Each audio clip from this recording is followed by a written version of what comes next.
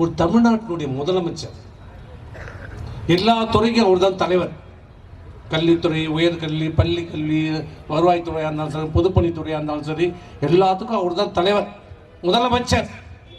அவர் தான் ஒரு துறைக்கு ஒரு துறைக்கும் பார்த்து இந்த துறைக்கு 5000 கொடு, இந்த துறைக்கு 2000 கொடு, இதுக்கு இந்த திட்டத்துக்கு பணம் கொடு, இந்த திட்டத்துக்கு நிதி ஒதுக்குறது யாருன்னா முதலமைச்சர்.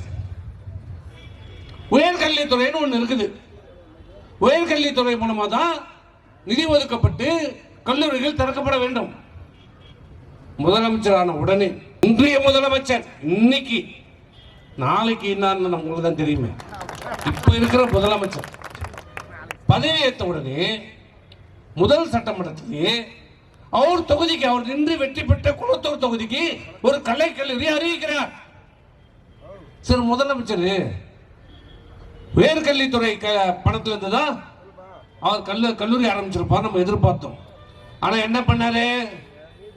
ஒரு முதலமைச்சரே தான் தொகுதிக்கு நிதி ஒதுக்குவதற்கு வக்கில்லை, துப்பில்லை, தரடி இல்லை, கோயில் காசுல இருந்து கல்லூரி தந்துக்கிறாங்க. குளத்தூர்ல கபாலீஸ்வரர் கோயில் இருக்குல்ல சென்னையில, அந்த கபாலீஸ்வரர் கோயில் நிதியிலிருந்து தான் குளத்தூர் தொகுதி இன்றைய முதலமைச்சர் ஸ்டாலின் தொகுதிக்கு கல்லூரி திறக்கப்பட்டது.